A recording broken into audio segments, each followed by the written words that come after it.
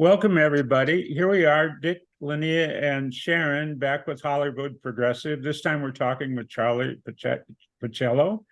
This past Sunday, we were honored to attend a special performance of We Got Your Six, presented by the Lightning Rod Theater in Hollywood, written by Paul Owen Ziegler and produced by Ziegler and Charlie Pacello, who's here with us. The play had been part of this summer's Hollywood Film Festivals and was performed one last time so you could film it to raise funds to present it elsewhere around the country. So we're talking with Charlie Pacello, who was the play's co-producer and the lead actor. He played a Marine Corps captain who leads a Marine patrol into a village in Afghanistan where Taliban soldiers have been seen. So thanks for talking with us, Charlie. Oh, it's an honor, really an honor to be here. Thank you for having me. We were blown away by the play. I mean, me especially, because I'm a Vietnam veteran, but really my wife and my daughter, we liked this. This was a really moving play. We see a fair number of them. This had to be right up at the top. Yeah, so Dick said he's a Vietnam veteran, and we've been married for a little over 20 years. And in the 20 years that we've been together, it felt like I saw, when we went to the play, I saw a little bit of Dick in each and every one of the characters.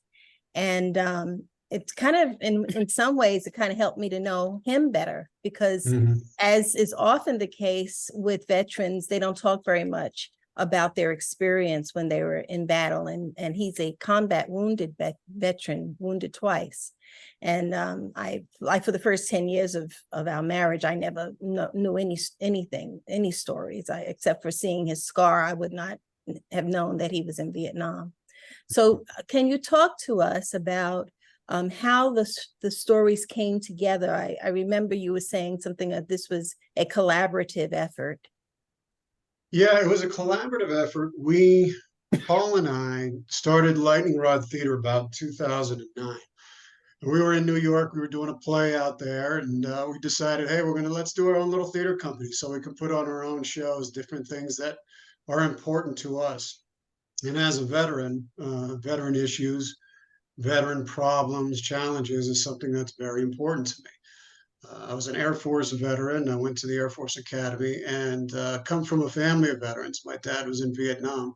So I understood from a very young age what a lot of families experience and go through in order to accommodate a wounded veteran, how they're able to handle them or not. And because a lot of times the veterans feel a lot of isolation and alienation from their experiences that come back from war and they don't know how to fit back into society. So how do we help them?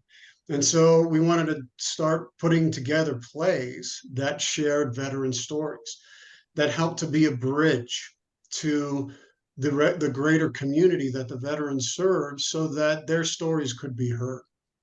The theater is such a powerful venue to be able to share those stories because there's a symbiotic relationship between the actors on stage and the audience that sees it. And when you hear these powerful stories, they move you. They move you very deeply. And so Paul and I decided, well, let's start doing this project where it's called We Got Your Six, which means in military jargon, it means I've got your back.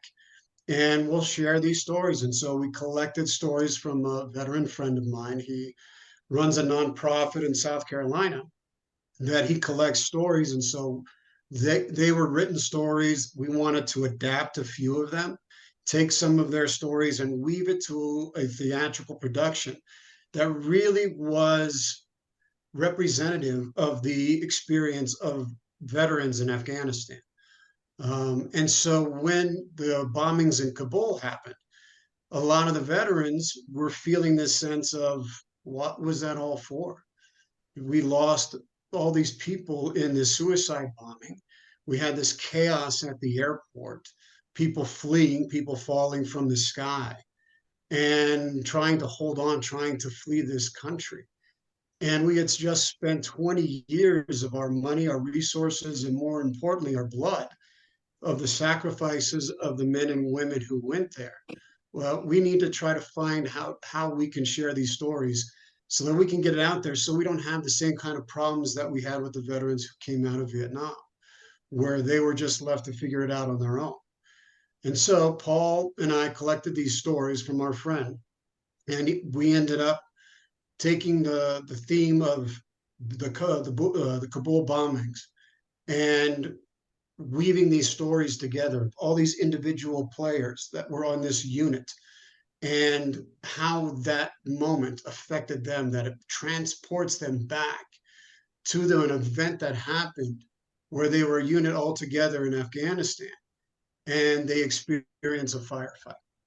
And so our purpose is to bring these stories out into the greater public so that we can help veterans heal from the wounds that they carry. So I mean, there were many very interesting parts to it, but one of it was I was surprised at the end of it. I learned you were the only actual veteran in the cast. Yeah. And the people were, as she was saying, they looked like veterans to me. They acted like Right. veterans. Did you work, how did you get them to be so authentic in the portrayals of what goes on in combat and in afterwards?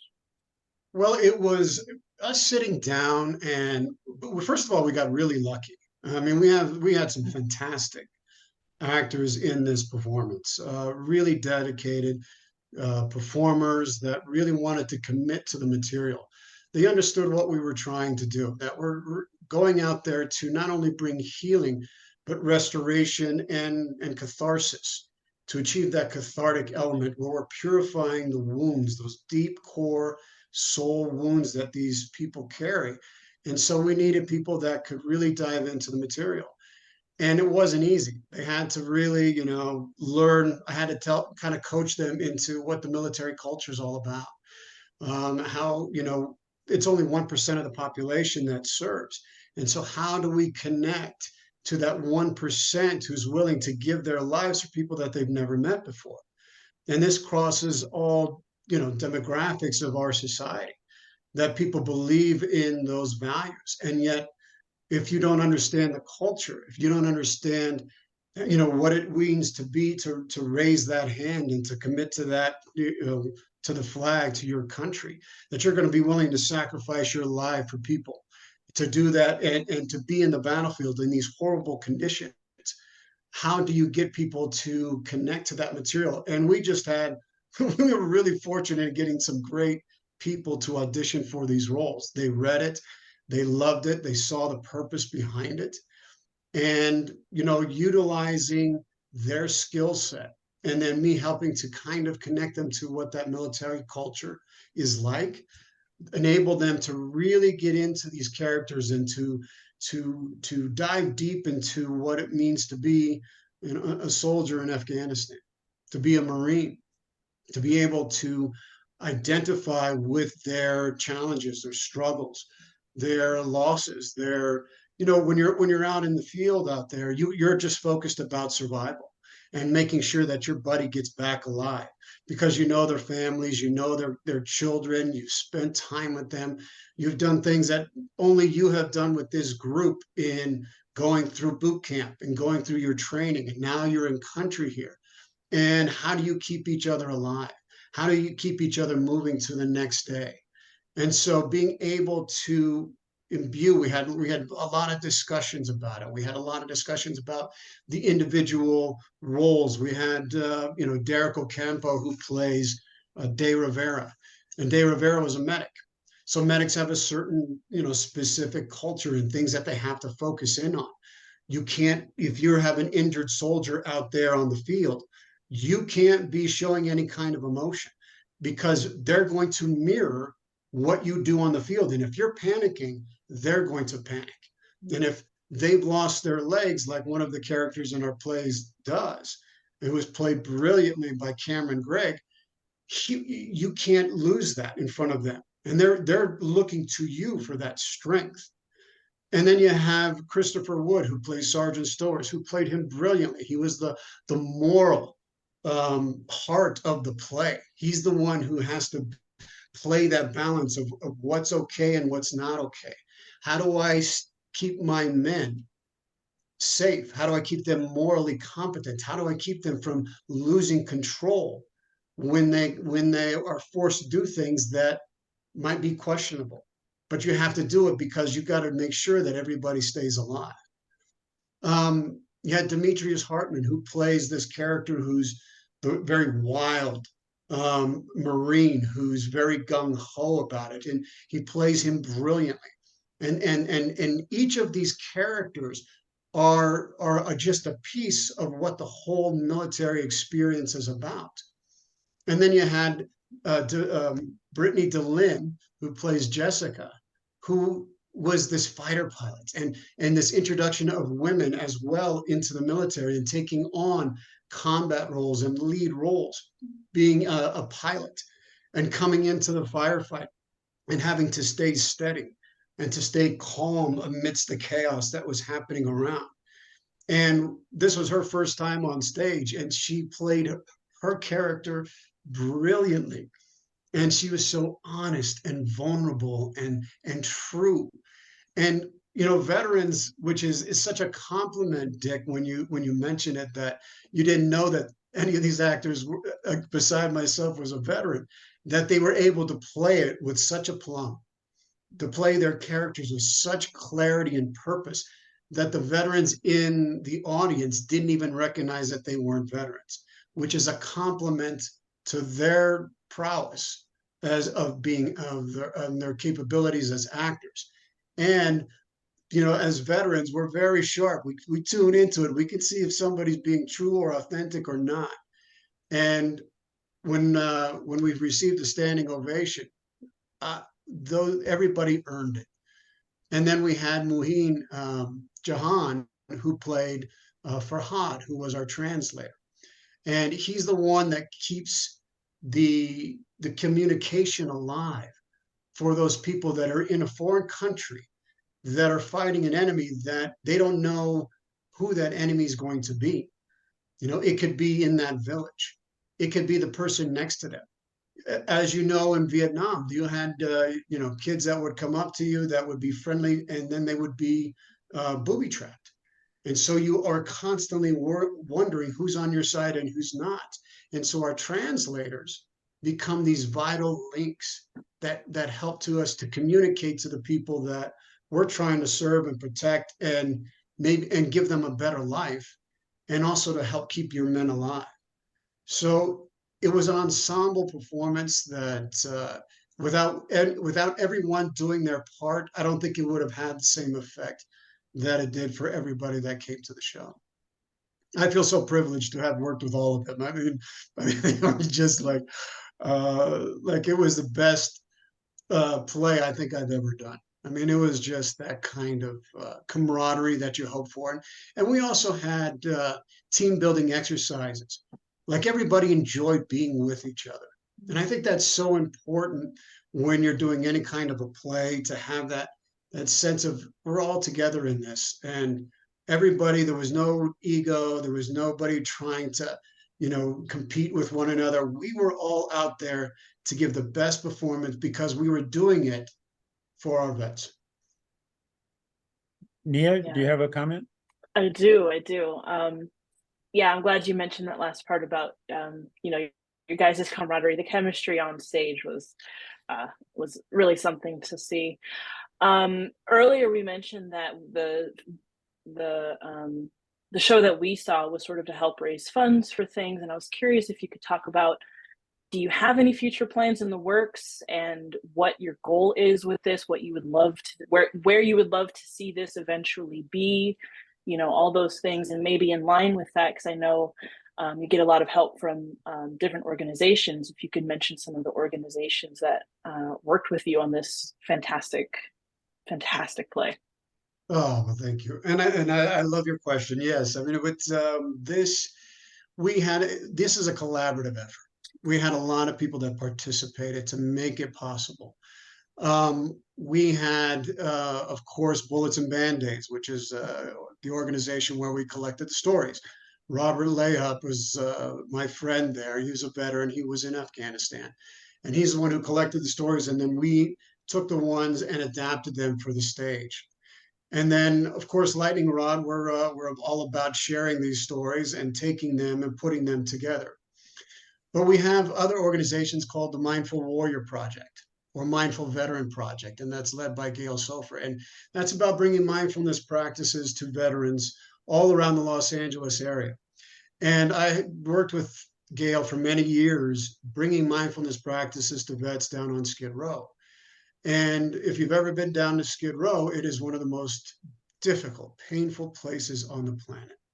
I mean, it's you walk around there and it is just reeking with pain.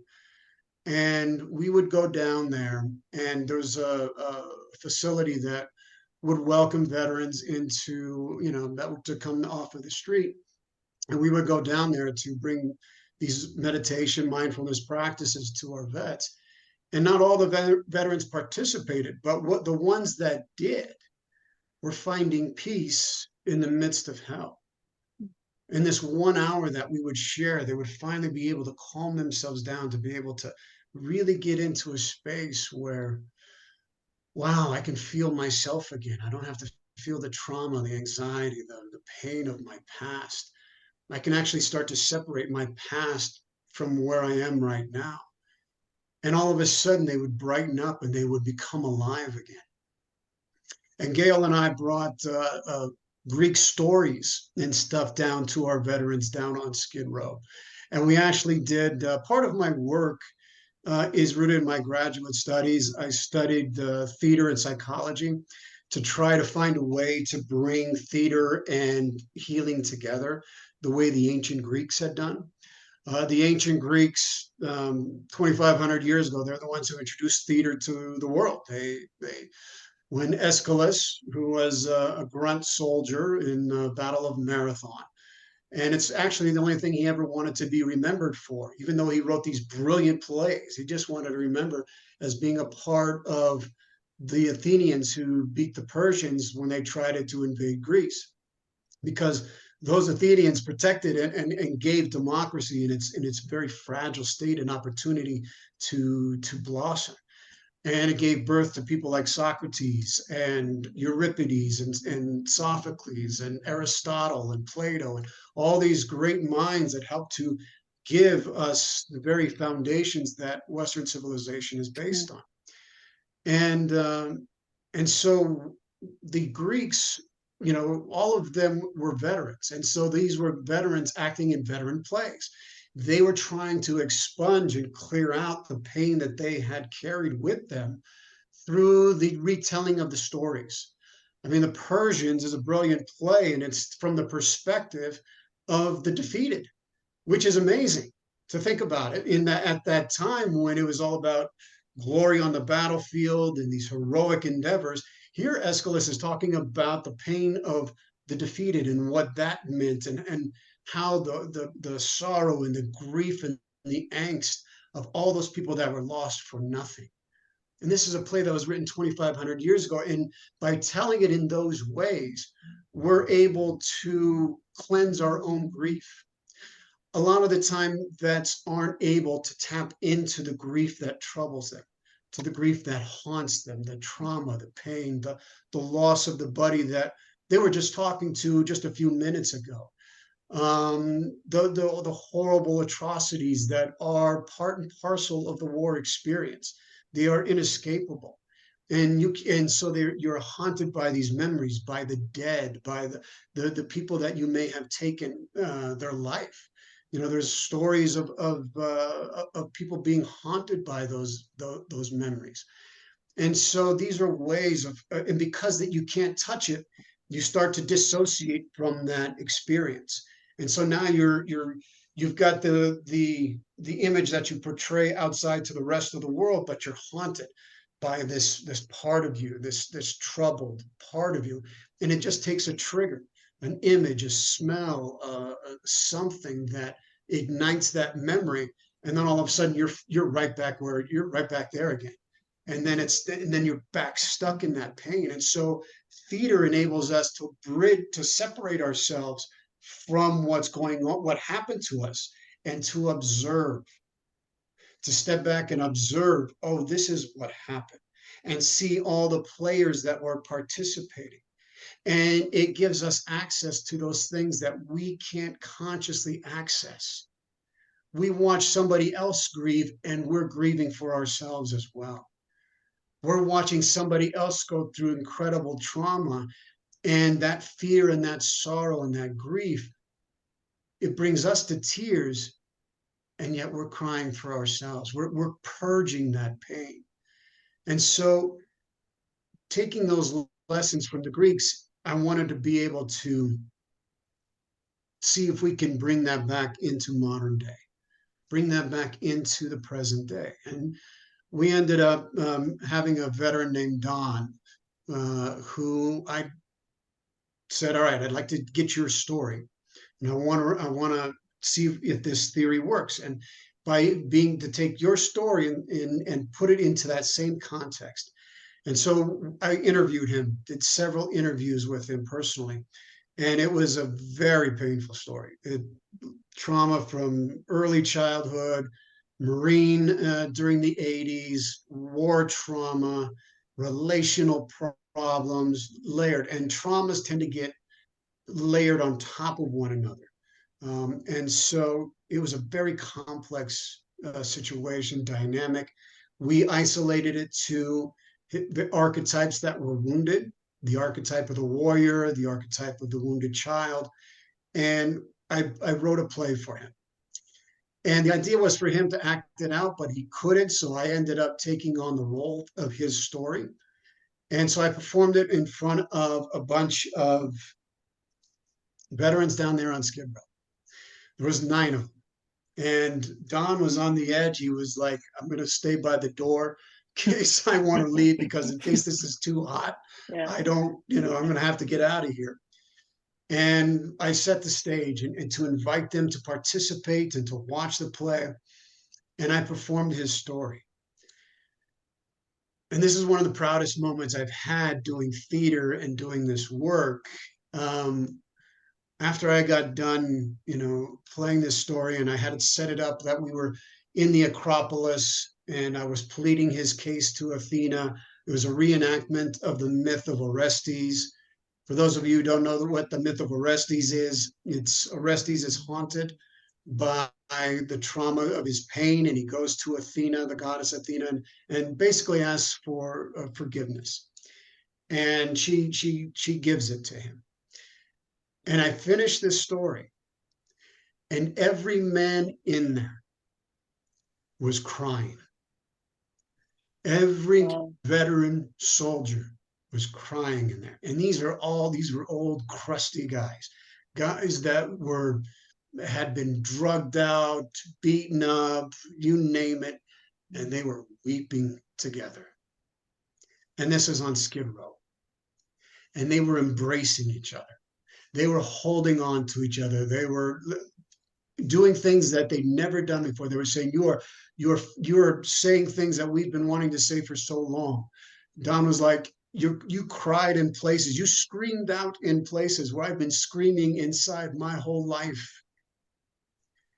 And other men would say, you're saving our souls. And that's when I knew this worked. And that we just needed to continue to figure it out and continue to adapt it. And so we will have more iterations of We've Got Your Six.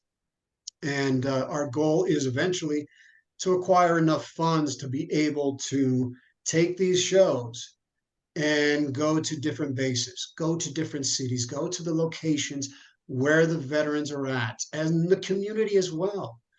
Because the communities that they serve, that are, that people don't know what this experience is all about, because it's part of that social contract. There's a social contract that veterans have with the society that they serve. I'm going to go out and serve you and protect you and defend our way of life. And when I come back, you're supposed to take care of me and help me to grieve, to cry, to scream, to holler, to yell. And we don't allow them to do that. And so we want to be able to take this around the country to different places so that we can do that. And then just shortly, couple other organizations, Mill Tree, which is located in Joshua Tree, They have a wonderful organization there that helps to use poetry and writing and theater as well, and rituals and different rituals that Miguel Rivera, who was a guest there on our panel, that enable people to ritualize and to move through the way our elders used to do that for us, many, many eons ago.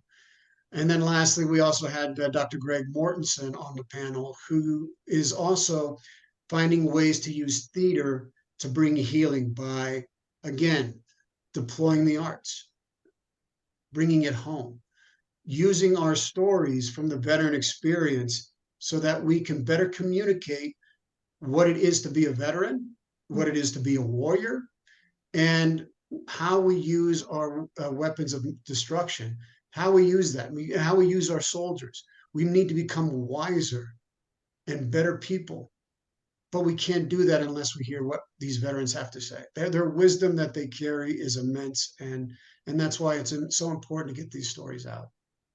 Thank you so much for sharing all of that. You mentioned the social contract, and in the same breath, you also talked about veterans on Skid Row, which in my mind should be an oxymoron. These two things should not go together because of this so-called social contract. And I'm not sure if your play was written from a certain perspective, but it felt like that to me. You've seen some of the stuff that Dick and I post. You know that he is a veteran. And our position is that we don't need all of these wars. We spend entirely too much on the Department of Defense. We spend more than the next 10 countries combined for our military budget. And yet, for things like what you're doing, you have to try to cobble together a few pennies. No, it's absurd, Sharon. It's absurd, the amount of money that we spend on defense, and yet we don't spend the same amount or equal amounts or even a fraction of it to help the emotional and psychological and spiritual wounds that are inevitable that for the people that are doing the fighting. It's crazy, and we have to try to find different ways to be able to pull this stuff together. And it's a travesty, because that social contract is deeply rooted. It's an unwritten contract. It's an ancient warrior code. I'm going to fight for those that are defenseless, that are poor, that can't defend themselves, the destitute, the ones that are going to be overrun by an overwhelming force if I don't stand up and if I don't fight for that. And so it's like, I'm going to go out to do this for you. And so that was the idea. That was the ancient code. That was part of it. And when they come back, the idea was that you saw the worst that humanity can do to each other. I've worked with people that have told me horror stories that would break and shatter your hearts, and they have nowhere to go with it. And then they like, wow, I did all that for you, and this is the thanks I get. And then we try to plaster it over or cover it over with little briefings that they give you when you come back, and they do they check all the boxes, and then they say, now go get a job, and you're carrying all this pain. And so, one of the things that my teachers have taught me over the years, that one of the ancient cultures, the Papago Indians, for instance, used to wait. Their warriors would go out, and when the warriors came back, they brought the warriors into the center of the tribe. All right, they put them into the very center, and the warriors couldn't have any interaction with the rest of the community. They couldn't go out and eat, have sex. They couldn't, interact with children. They stayed right there. and they were met with by the elders and the medicine men and the elder warriors. And they would go there and they would listen. They would listen to them. And if they were yelling and crying and grieving, they weren't ready to go back out into the community yet. They had to stay there in the center. And it was this idea that the whole community around them was helping them to heal, was helping them to be restored, to give them back life that they had lost on the battlefield. And so they would wait. And if they weren't ready yet, they stayed there until they got it all out. You have to get the poison out of you. I can't overemphasize that. That's probably the most important thing I can say. Is every veteran, man, woman, whoever has been in battle or fought, who's ever experienced, has to get that poison out. And if you keep it in, it will haunt you.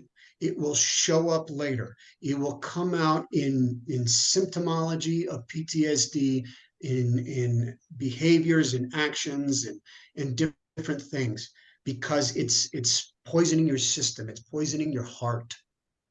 It's a heart wound. We can only do so much with the mind. Yes, we have to take care of that, but it's a heart wound. And the Papago Indians in this case understood that. And so you have to get that poison out of you. And once that poison comes out and you say, I understand, I accept my destiny.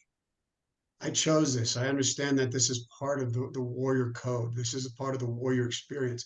Once they got to that point, then they went through these ritual and ceremonies, ritual and purification processes, where they were saged and danced around, and they offered prayers to the dead and to the brothers and sisters that they lost, and also to the enemy that they fought, honoring their nobility and their sacrifices, recognizing that very often they are a mirror to them. They're being told the same thing. Mm-hmm. This is your enemy. This is who you have to fight. You know, they're bad. They're the other. We have to otherize that person in order to kill them. And because if I see your humanity, it's going to be so hard for me to kill you, because you might have a family. You might have a son. You might have a daughter. You might have a wife. You might have a husband. You might have somebody who's waiting for you at home. And if I think that, I might not be able to kill you. So I have to be programmed to kill.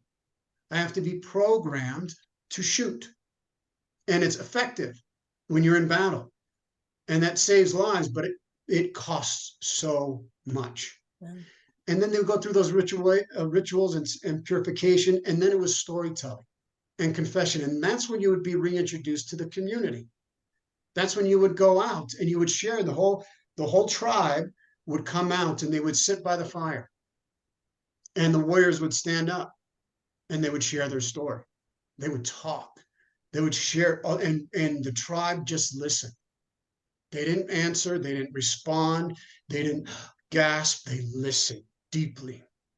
They listened deeply with their hearts and their soul. And by doing that, not only did it restore the warrior back to them, but it gave the community, it gave the tribe a deeper understanding of themselves and how they use their warriors and the costs that it has. And so, yeah, that's that social contract at a very basic level, a very primary level. But it doesn't matter. Just because we've become as sophisticated and technologically advanced as we are, we're still human beings. So you're touching a lot on PTSD, and obviously the play is a part of it is this very realistic reenactment of a firefight in a small Afghan village. But then before the play, and especially after the play, each of the 7 characters step out, and after they're back in the world and showing the results of it. Obviously, that was very powerful. But I do have the question that as I looked around the audience, it was either veterans and their mates or friends of the cast. And 99% of the country needs to know about PTSD, needs to know what when they rah and and 4th of July parade and thanks for your service. They need to know what they're really asking, because it's true. Most veterans like me for 10 years, I had the message, don't talk about it, man up and take care of your business. And it was chewing the shit out of me. I didn't really realize it.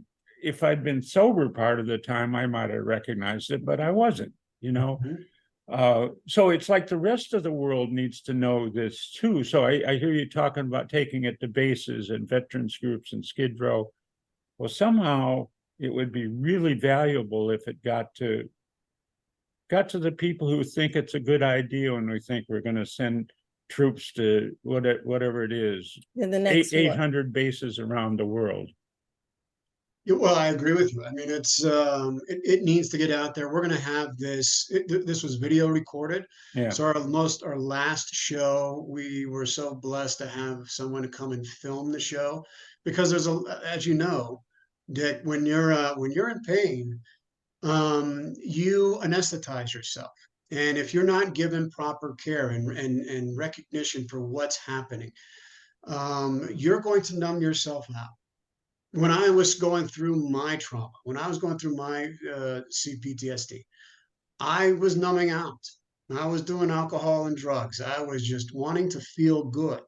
And yeah, I felt good in that moment, but then all my problems came back. It didn't go away. And very often it made it worse, because you compounded the issue. You may have done something you regretted. You may have done something harmful. You may have hurt yourself. You may have hurt others. And so all of this stuff comes, and now instead of dealing with what the core issue was, that loss, that grief, that guilt, that shame, that pain, you've got all these other things that you have to get through. And now you got addiction on top of it, which is really a mask for the pain. So it compounds itself. So yes, we need to get this out. We need to be able to have conversations about it. We need to shock people. One of the ways that I think is so important, and this is to have those discussions, to have these conversations, to trigger that controversy, so we can have the conversations about the things that are really going on in the hearts of these people. But you don't get it until you hear the stories. And a lot of times people don't want to hear the stories. They want to do this. They don't want to do this, and they want to do this, and then they want to stay locked in on their phones, and I just zero in on this stuff, and that's it. I'm going to shut out the rest of the world except what I want to see and what I want to believe. And then you have all these other people who have seen something different, that have something to share and something to say, and we're not listening to them. We're not giving them a chance to speak, and we're forgetting our humanity. We become more masochistic. We become more, by not listening, we cut ourselves off from our conscience and our heart. And so we're going to get this out.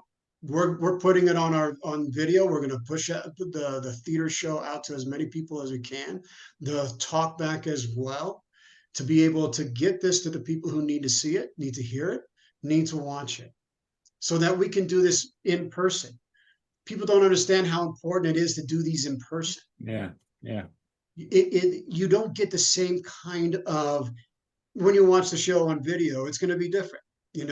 When you're watching it in person, it affects all of you, all of your senses.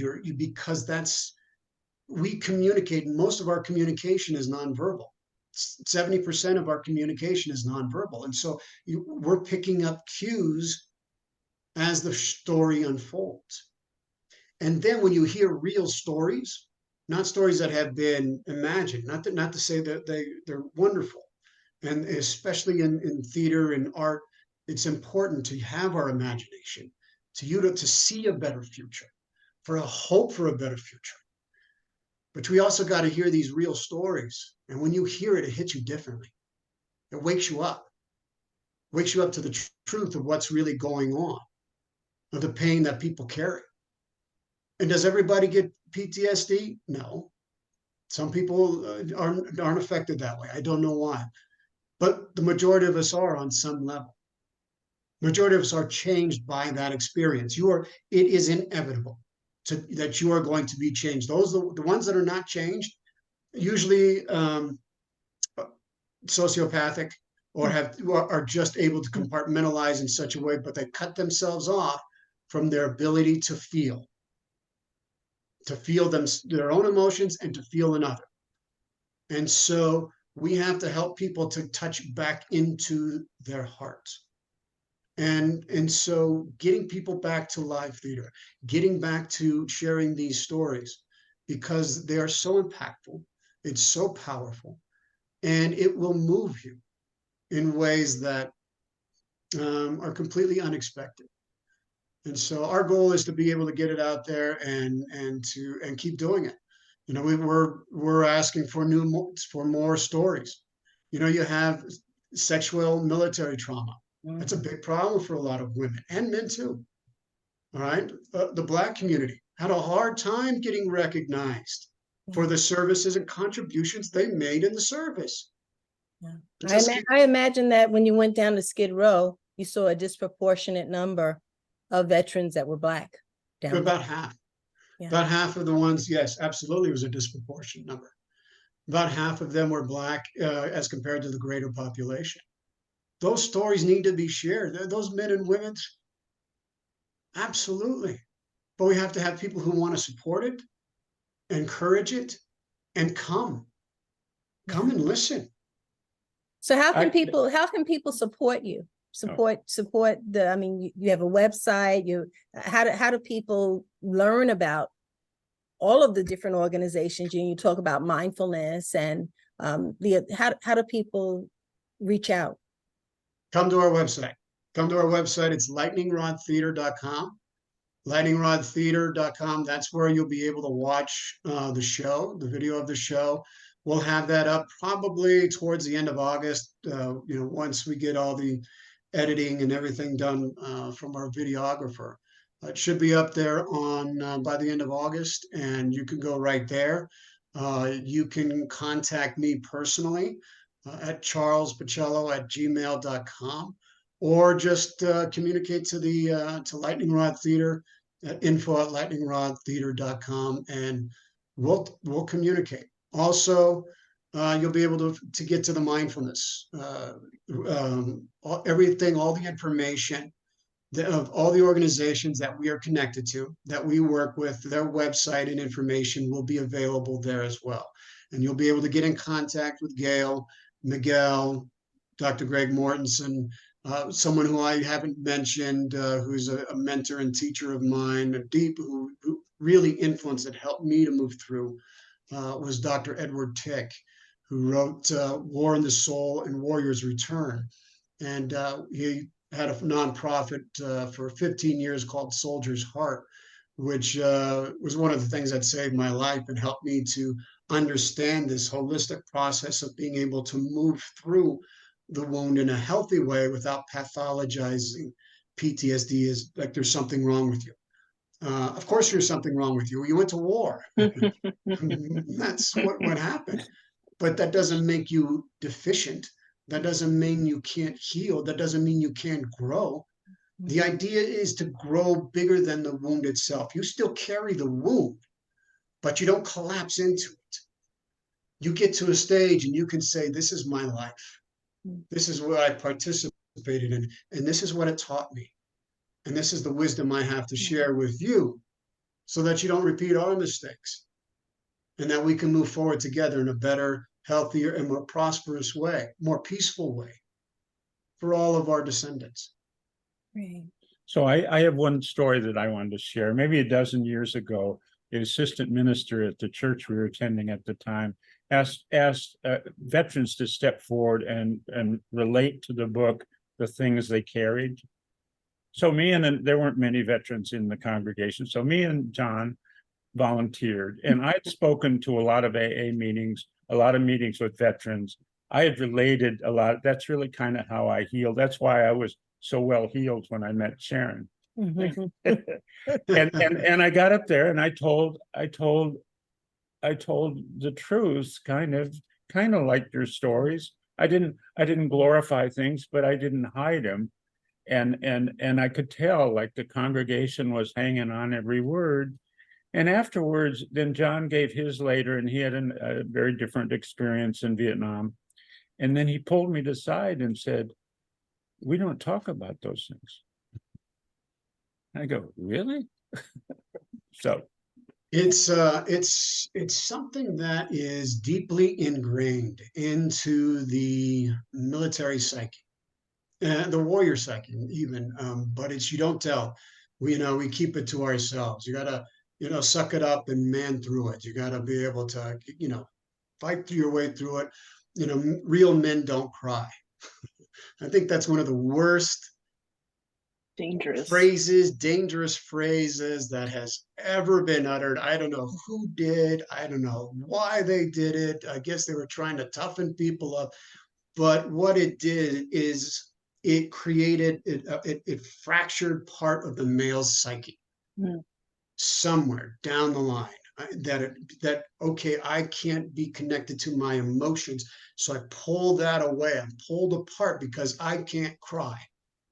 But our society and culture amplifies this idea too. So the society and culture has a responsibility as well. What kind of men do you want? What kind of people do you want?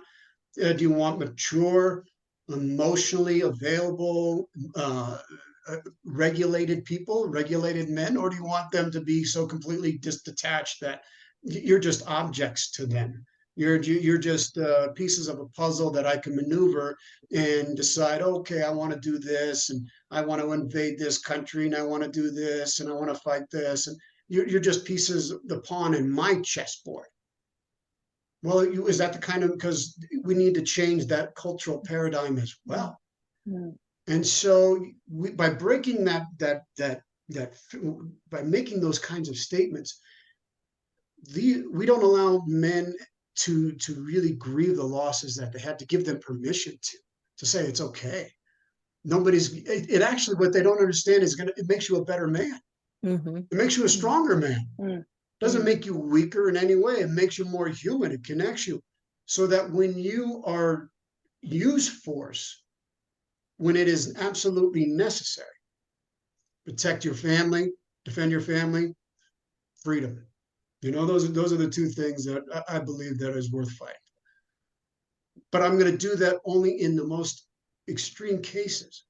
I'm going to use everything else to bring this to a peaceful adjudication. I'm going to make everything effort to bring peace to this situation, to find common ground, to build on the areas that we can, so that eventually we don't need to go to war. War is a waste of time.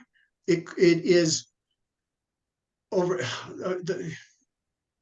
the damage that it has done for centuries, for the transgenerational traumas that families carry, that they don't even know they carry because of war, is enormous. And we continue to do it. And so we have to start raising awareness. We have to start bringing attention to that. Telling your stories is how we learn. If we don't tell our stories, we keep repeating these same mistakes. We keep going back to these things. And then the ones who do share the stories, we say, he lost his mind, or whatever it is. They went woo woo, whatever it is. No, they didn't do that. They got back to their heart. They got back to saying, this is the reality of what you're doing. This is the pain that it causes those people that are in those combat zones. And we need to have a conversation that allows for people to speak the truth about their experiences, so that people can really understand. And then we can make good changes, real changes that affect peace for everybody. I hope so. Well, we really support what you're doing. We think that the country really needs to know this. I fear that we're on a dangerous path with a lot of the language I hear, the way that we talk about China. And people need to know, what is it that we're getting into? And I think that your play gives a nice window into what happens to the lives of people. So thank you, Charlie. Thank you so much for Thank what you. you're doing. And we look forward to any new things that come out. We will definitely be there. Oh, well, thank you. Thank you both. All three of you, thank you so much for coming to the show and your support. And it really means a lot. And thank you for giving me an opportunity to speak to your audience about the work that we do. And, there's unknown, even in the play, there's heroism that happens that goes beyond the pale, that also needs to be known. Of people going out to save people and risking their own lives and doing these heroic things in the most horrible conditions. So it's the whole spectrum that we want to communicate and to bring to light. And so thank you for giving us the opportunity to do that here on your show. Great. Thank you, Charlie. Thank Thank you. you, Dave. Thank you.